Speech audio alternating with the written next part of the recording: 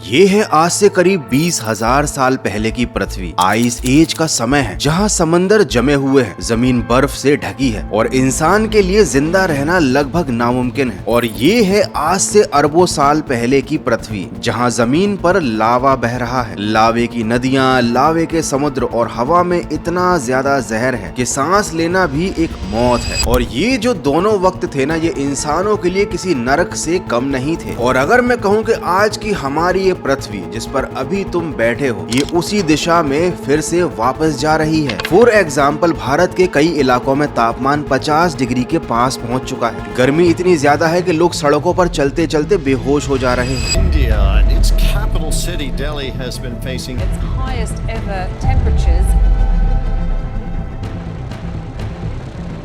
वहीं दूसरी तरफ दुनिया के एक हिस्से में इतनी ज्यादा ठंड पड़ रही है कि लोग जम कर मर रहे हैं। कहीं पर बाढ़ आई है तो कहीं पर तूफान ने सब कुछ तबाह कर दिया। एक ही समय पर ये मौसम अपने अलग अलग रंग ऐसे दिखा रहा है जैसे ये बताना चाह रहा हो कि हमारी पृथ्वी बीमार है। और हालात सिर्फ मौसम के ही खराब नहीं है। अगर नजर डालो तो दुनिया में कई सारी जंगें चल रही हैं, सैकड़ों लोग मारे जा रहे हैं।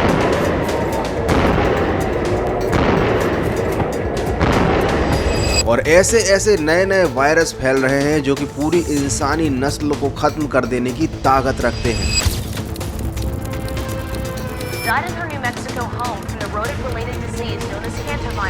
और ऊपर से महंगाई भी इतनी ज्यादा बढ़ गई है कि एक आम इंसान के लिए 2 वक्त की रोटी जुटा पाना भी काफी मुश्किल हो गया है। महंगाई का करंट लगा है, इसमें कोई दुराई नहीं है। पेट्रोल और डीजल लगातार महंगा हो रहा है। सब पेट्रोल और डीजल की बढ़ती कीमतें आम आदमी की जेब पर भार पड़ रही है। बेरोजगारी का हाल ये है कि पढ़े लिखे नौजवान सड़कों पर भटक रहे हैं। उनकी तुलना कॉकरोच से की जा रही है। Youngsters like cockroaches. They don't get any employment. They don't have any place in profession. Some of them become media. Some of them become social media. Some of them become RTI activists. Some of them become another activists. And they start attacking everyone. Corruption इतना ज्यादा फैल चुका है कि लोगों ने अब अच्छाई की और ईमानदारी की उम्मीद करना ही छोड़ दी है। Supreme Court has taken so much of business, calling it calculated and deep-rooted decision against the judiciary. In India, corruption has always been a major public issue. दुनिया के हर कोने में ऐसा नजारा देखने को आ रहा है कि आम जनता सड़कों पर उतर रही है अपने देश की ही सरकार के खिलाफ। Their message is clear. और भारत में तो नौजवानों ने अपनी एक अलग ही पार्टी बना ली जिसने कुछ ही दिनों में सोशल मीडिया पर सबको पीछे छोड़ रखा है।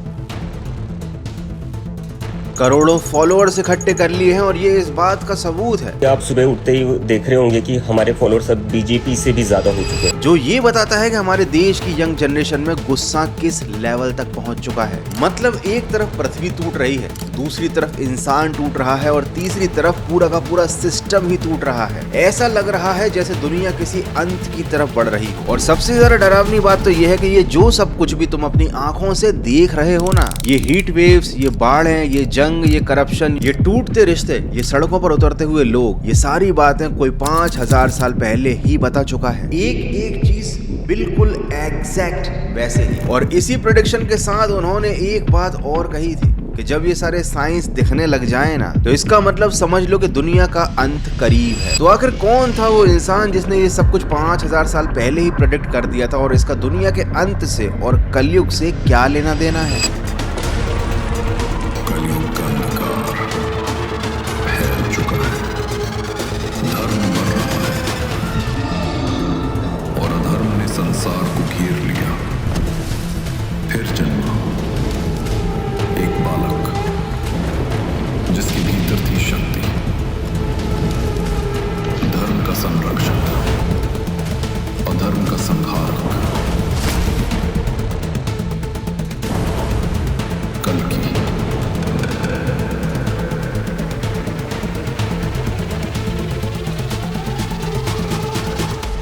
आज से करीब 5,000 साल पहले कुरुक्षेत्र का मैदान अभी भी करोड़ों योद्धाओं के खून से गीला है। महाभारत के युद्ध को खत्म हुए कुछ दशक ही बीते हैं। हस्तिनापुर के एक अंधेरे कमरे में राजा परीक्षित बैठे हैं और उनके सामने हैं ऋषि शुकदेव गोस्वामी। ये वो ऋषि हैं जिनकी आंखें भविष्य देख सकती हैं। परीक्षित इस बात को बहुत अच्छे से जानते थे कि अब उनकी मृत्यु आने वाले 7 दिन में होने वाली है। तो उन्होंने अपने गुरुदेव से एक सवाल पूछा, एक ऐसा सवाल जो शायद हर इंसान पूछना चाहता है, इसके बारे में जानना चाहता है कि आगे क्या होगा, इस दुनिया में क्या होने वाला है। और शुकदेव ने जो जवाब दिया वो आज श्रीमद् भागवत के 12वें कांड के दूसरे अध्याय में दर्ज है। उन्होंने एक एक करके 10 निशानियां बताई जो कि कलयुग में दिखाई देंगी, और ये भी कहा कि जब आखिरी निशानी दिखाई देगी तब हो जाएगा इस ब्रह्मांड का अंत। इन भविष्यवाणियों को आज के कलयुग के अंत से पहले के 10 साइंस माने जाते हैं, और आज हम यही जानने वाले हैं कि क्या है वो 10 निशानियां जिन्हें आज हम अपनी आंखों के सामने होते हुए देख रहे हैं, और क्या वाकई में हम इस धरती के और इंसानियत के अंत के करीब खड़े हुए हैं। कलयुग का आखिरी दिन है, आसमान लाल हो चुका है, सूरज अपनी जगह से धरती के बहुत पास आ चुका है और उसकी रोशनी अब सुनहरी गोल्डन नहीं है बल्कि खूनी लाल है। समुद्र सूख चुका है, पहाड़ टूट रहे हैं और धरती की जमीन बीच से फटने लगी है, जिसके अंदर से निकल रही हैं आग की नदियां। तारे आसमान से यूं टूटकर गिर रहे हैं जैसे किसी ने पूरी यूनिवर्स को स्विच ऑफ कर दिया, और इस टूटती हुई दुनिया के बीचों बीच 2 ताकतें आमने सामने खड़ी हुई हैं। एक तरफ है कली जो कि बुराई, झूठ, लालच, भ्रष्टाचार और अंधेरे से मिलकर एक इंसानी रूप ले चुका है, और दूसरी तरफ है घोड़े पर सवार एक योद्धा जिसके हाथ में है चमकती हुई तलवार, आंखें जैसे कई सूर्य एक साथ जल रहे हों। ये है कल्कि, विष्णु के 10वें और आखिरी अवतार। जब कल्कि की तलवार पहली बार कली पर गिरती है तो ये एक ऐसा वार था जिससे कि पूरी धरती कांप जाती है। हर वार के साथ दुनिया का एक और हिस्सा टूटकर बिखर रहा है। ये कोई आम युद्ध नहीं है बल्कि ये अंत है, ये ब्रह्मांड का विनाश है। हर उस चीज का अंत जो इंसानों ने बनाई है, शहर, सड़कें, स्टेडियम, बिल्डिंग्स और टेक्नोलॉजी, ये सब राख में बदल रही हैं। और जब आखिरी वार के साथ कल्कि की तलवार कली के सीने के अंदर उतर जाती है, उस एक पल में सब खत्म हो जाता है और होती है एक नई सुबह की शुरुआत। ये है सतयुग की शुरुआत, जहां पर धरती फिर से हरी भरी है, हवा फिर से साफ है और इंसान फिर से सच्चाई की राह पर है। लेकिन ये सब इतनी जल्दी नहीं होने वाला, क्योंकि इस अच्छाई के जन्म से पहले होगा बुराई का अंत, और इस बुराई के अंत से पहले हम सब देखने वाले हैं 10 निशानियां जो सुखदेव गोस्वामी जी ने 5000 साल पहले बताई थी। करीब 5000 साल पहले रात का वक्त है, हस्तिनापुर के महल का कमरा जहाँ बस एक दिए की हल्की सी रोशनी है और बाकी जगह अंधेरा छाया हुआ है, और इस कमरे में बैठे हुए हैं राजा परीक्षित, जिनको 7 दिन पहले एक श्राप मिला है कि 7वें दिन तक्षक नाग आकर उन्हें डस लेगा और उनकी मृत्यु हो जाएगी। मौत पक्की है, मौत का समय भी पक्का है और केवल 7 दिन बचे हुए हैं। तो एक ऐसा आदमी जिसको मालूम है कि 7 दिन बाद वो इस दुनिया में नहीं रहेगा, आखिर सोचो उसके मन में क्या चल रहा होगा। शायद कुछ अजीब सा, पर परीक्षित ने कुछ अजीब नहीं किया, ना वो रोया ना ही वो भागा। उन्होंने अपने सामने बैठे शुकदेव जी से बस एक सवाल पूछा। सवाल ये था कि मेरे मरने के बाद इस दुनिया में क्या होगा, आगे ब्रह्मांड में क्या होने वाला है। और इस सवाल के जवाब में शुकदेव ने कुछ ऐसी बातें बताई जिन्हें जानने के बाद आपका भी दिमाग घूम जाएगा। सबसे पहली बात जो उन्होंने कही थी वो ये थी कि आने वाले समय में इंसान की इज्जत इस बात से नहीं होगी कि वो कैसा इंसान है, वो कितने अच्छे काम करता है, बल्कि इस बात से होगी कि उसके पास कितना ज्यादा पैसा है। मतलब अच्छाई, ईमानदारी और मेहनत की कोई ज्यादा कीमत नहीं होगी, और ये चीज तुम अपने आसपास देख ही रहे होगे। इसके लिए मुझे कोई रिपोर्ट या कोई डेटा दिखाने की जरूरत नहीं है, जरा सोशल मीडिया पर ही नजर मार लो। जो लोग अच्छे से पढ़ाई करते थे, अच्छे बच्चे थे, वो आज बेचारे छोटी मोटी मिडिल क्लास नौकरी कर रहे हैं, और जो लोग क्रिंज बना रहे थे, जो हमेशा परीक्षाओं में फेल होते आ रहे थे, वो सोशल मीडिया पर करोड़ों फॉलोअर्स लिए बैठे हैं और मोटा पैसा कमा रहे हैं। और यहाँ मैं अपनी बात नहीं कर रहा भाई, मैं बहुत पढ़ा लिखा यूट्यूबर हूँ, और इस कलयुग में बिना क्रिंज फैलाए मैंने सोशल मीडिया पर इतना नाम कमा लिया है, ये बहुत प्राउड वाली बात है मेरे लिए। एनीवेज, मेन टॉपिक पर आते हैं। जो लोग पान, गुटखा, सिगरेट, तंबाकू बेच रहे हैं, उनको लोग अपना सुपरस्टार मानते हैं, आइडल मानते हैं। एक अच्छी टीचिंग करने वाले टीचर की कोई वैल्यू नहीं है, लेकिन मोहल्ले में एक ऐसा आदमी जिसके काम खराब है, जिसकी आदतें खराब है, लेकिन अगर वो पैसे वाला है तो पूरे मोहल्ले में सब उसको इज्जत देते हैं। लेकिन ये तो एक बड़ी कॉमन सी चीज है, ये तो पहले जमाने में भी होता था, अभी भी होता है। तो चलो जरा दूसरे साइन के बारे में भी जान लेते हैं। दूसरा साइन ये है कि कलयुग में शादी का मतलब बदल जाएगा। ये कोई पवित्र बंधन जन्मों जन्मों का साथ नहीं रहेगा, ये रहेगा सिर्फ एक सौदा, एक बिजनेस डील। किलो चांदी,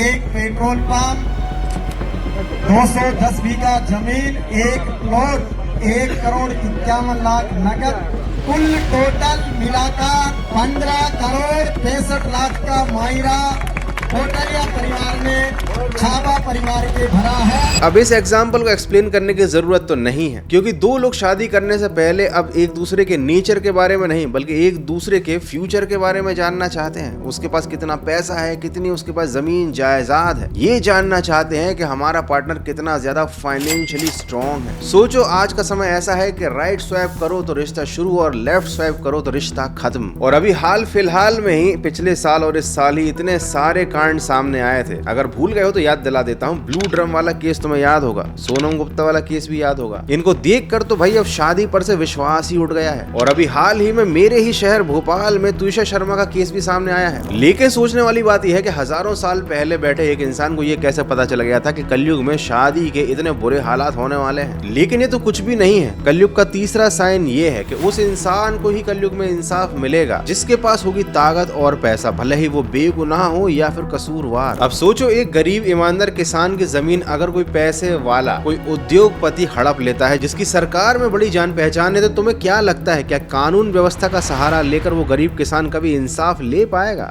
While setting up the plant, the Adani Group acquired land from farmers in Jharkhand as per the report. But many of them complain that they are yet to even receive the compensation that they were promised. या उसका case सालों साल तक चलता रहेगा और अमीर इंसान अपने वकीलों के साथ एसी में बैठकर मौज मनाएगा क्योंकि जमीन तो उसने हड़प ही ली है। लेकिन ये सारी चीजें इतनी ज्यादा खास नहीं थी। दिल पर चोट करने वाली है चौथी निशानी, जहाँ पर हम सब लोग एक साथ जुड़े हुए हैं। ये है धर्म, जिसे इंसान हमेशा से ही सबसे ज्यादा भरोसे की नजर से देखता आया है। और शुकदेव के अनुसार कलयुग में धर्म बस एक दिखावा बनकर रह जाएगा। लोग बड़ी बड़ी मालाएं पहनेंगे, माथे पर तिलक लगाएंगे, मंदिर जाएंगे, ढोंग करेंगे, लेकिन अंदर से होंगे खोखले। बाहर तो होगा भगवान का नाम, लेकिन अंदर होगा झूठ, फरेब, बेईमानी और भ्रष्टाचार का व्यापार, काले पैसे को सफेद करने का गोरख धंधा। आदमी है कुछ भी चाहता है फूलों की लाशों में। और ये मैं किसी मूवी या वेब सीरीज की बात नहीं कर रहा हूँ। ये बात हम सब लोग बहुत अच्छे से जानते हैं कि धर्म के नाम पर आजकल कितना ज्यादा कर्मकांड किया जाता है। Blue 17 pro max. तू भी तो खुश नहीं है, तू भी खुश नहीं है रे, तेरा बच्चा बिगड़ चुका है रे, तेरे बच्चे को तो खिला खा रे। मधुसूदन का घी लेके आओ, वो लेके आओ। बाबा ब्रांड की बोतल आती है सरसों के तेल की, वो लेकर के आओ। ठीक है भाई, जो नहीं ला सकता वो कृपया करके अपने घर बैठे। और ये जितना भी ढोंग दिखावा धतूरा किया जाता है ना, उसका रियल धर्म से, असली स्पिरिचुअलिटी से, असली संस्कारों से बहुत दूर दूर तक कोई लेना देना नहीं होता। हालांकि मेरे कहने का मतलब ये नहीं है कि सारे धार्मिक लोग ही बुरे होते हैं, लेकिन जो अच्छे लोग हैं ना, उनकी तो वैसे भी कोई कदर नहीं है। ना उनको कोई जानता है, ना उनके कोई पास जाता है। सब उनके पास जाते हैं, भीड़ इकट्ठा कर लेते हैं, जो कि ढोंग कर रहे हैं खुद के धार्मिक होने का और धर्म के ठेकेदार बनने का। तो सोचो, जब कलयुग में धर्म ही सबसे बड़ा दिखावा बन गया है, तो आखिर लोग पैसे कैसे कमाएंगे? कोई धर्म के रास्ते पर तो चल नहीं रहा होगा। तो यही है पांचवी निशानी। कलयुग में सबसे ज्यादा धन वही कमाएगा जो कि झूठ और धोखे पर विश्वास रखता है। मतलब शक्ति कपूर टाइप के लोग। यहाँ पर मैं असली शक्ति कपूर की नहीं, बल्कि मैं तो केवल एक कैरेक्टर की बात कर रहा हूँ, एक नेगेटिव कैरेक्टर। और ये नेगेटिव कैरेक्टर आने वाले टाइम में नॉर्मलाइज कर दिया जाएगा। लोगों के लिए ये एक आइडल होगा, इसको कोई गलत नहीं बोलेगा। सब यही कहेंगे, ठीक है भाई, पैसा कमाने के लिए किया तो किया। सोचो, जब तुम अपना फोन उठाते हो तो कितने फेक मैसेजेस आते हैं। कहीं किसी की लॉटरी लगी है, किसी को स्कैम कॉल्स आते हैं, किसी का बैंक अकाउंट ही हैक कर लिया जाता है, किसी को घर में डिजिटल अरेस्ट कर लिया जाता है। ये सब क्या हो रहा है? झूठ और धोखे से पैसा ही तो कमाया जा रहा है। एक टाइम था जब पुराने जमाने में कोई दुकान वाला, कोई किराने वाला किसी चीज में थोड़ी बहुत मिलावट करते तो पूरे मोहल्ले वाले उसे बदनाम कर देते थे कि ये आदमी बेईमान है। आज चारों तरफ एडवर्टाइजमेंट एजेंसी को देखो, हर प्रोडक्ट वाला झूठ बोल रहा है। कोई तुम्हारी लंबाई बढ़ा रहा है, कोई तुम्हारी बॉडी बना रहा है, कोई तुम्हारा वजन घटा रहा है, तो कोई तुम्हें दे रहा है इंस्टेंट एनर्जी। और ये सारे वादे झूठे हैं। ये सारे प्रोडक्ट्स तुम्हारी हेल्थ के लिए नुकसानदायक हैं। बड़े बड़े सेलिब्रिटीज इनका एड्स कर रहे हैं। खुद शुगर नहीं खाते, लेकिन तुम्हें शुगर खिलाना चाहते हैं। मैं शुगर डाला है, मैं शुगर डाला है। कुछ पूछा मैंने कुछ? अरे मैंने कुछ पूछा? क्या कोई इन्हें बुरा बोलता है? इन्हें नॉर्मलाइज कर दिया गया है, इन्हें आइडलाइज कर दिया गया है। इन प्रोडक्ट्स को हर कोई यूज कर रहा है, इनके गुणगान कर रहा है। मतलब आज मिलावट, नकली सामान, झूठी एड्स, ये सब बहुत ज्यादा कॉमन हो गया है। मतलब कहूँ तो नॉर्मल सा हो गया है, क्योंकि सबको ये लगता है कि सब तो यही कर रहे हैं। इवन आज के जमाने में अच्छा होना अपने आप में एक क्रिंज है। अगर आप ज्यादा ईमानदार, सीधे और अच्छे हो ना, तो लोग ही बोलेंगे कि भैया तुम इस दुनिया में सर्वाइव नहीं कर सकते। तुम्हारे खुद के माँ बाप ही टोक देंगे कि इतने ज्यादा सीधे और अच्छे बनने की जरूरत नहीं है। छठी निशानी जो शुकदेव जी ने बताई है वो हमारे शरीर यानी मानव शरीर से जुड़ी हुई है। उनके अनुसार कलयुग में इंसान का शरीर कमजोर होता जाएगा, उसकी उम्र घटेगी, याददाश्त कमजोर होती जाएगी और ताकत भी घटती जाएगी। अगर उम्र की बात करें तो दवाइयों का सहारा लेकर आज के जमाने में लोग ज्यादा लंबी उम्र जी रहे हैं, पर जरा देखो तो वो किस हाल में। 30 की उम्र में शुगर, 35 में ब्लड प्रेशर, 40 में हार्ट की प्रॉब्लम। जबकि पुराने जमाने के दादा 80-80 साल में खेतों में काम कर लेते थे, गाँव में मजे से घूमते थे, एकदम हेल्दी, फिट और चंगे। और आज हालात ये है कि 30-30 साल के लड़के सीढ़ियां चढ़ने में हाफ जाते हैं। वैसे सीढ़ियां चढ़ता कौन है आजकल, सब तो लिफ्ट में जाते हैं। याददाश्त की बात करो तो भैया अपने करीबी लोगों के फोन नंबर तक लोगों को याद नहीं रहते। फोन उठा के सोचते हैं कि यार ये फोन मैंने क्या करने के लिए उठाया था, मैं इस कमरे में आया क्या था करने के लिए। मतलब इतनी शॉर्ट टर्म मेमोरी लॉसेस होने लग गए हैं लोगों को। कल क्या खाया था, परसों क्या किया था, किसी को याद नहीं। मैं कहाँ हूँ बहन? तेरी सासू माँ के घर में गजनी की औलाद। पर ये 6 निशानियां बड़ी मामूली थी। कहा जा सकता है कि ठीक है, समय के साथ साथ हर चीज कमजोर होती जाती है, इंसान भी हो गया। लेकिन आगे जो मैं आपको बाकी बची हुई भविष्यवाणियां बताने वाला हूं, उन्हें सुनकर लिटरली आपको विश्वास हो जाएगा कि the world is falling apart.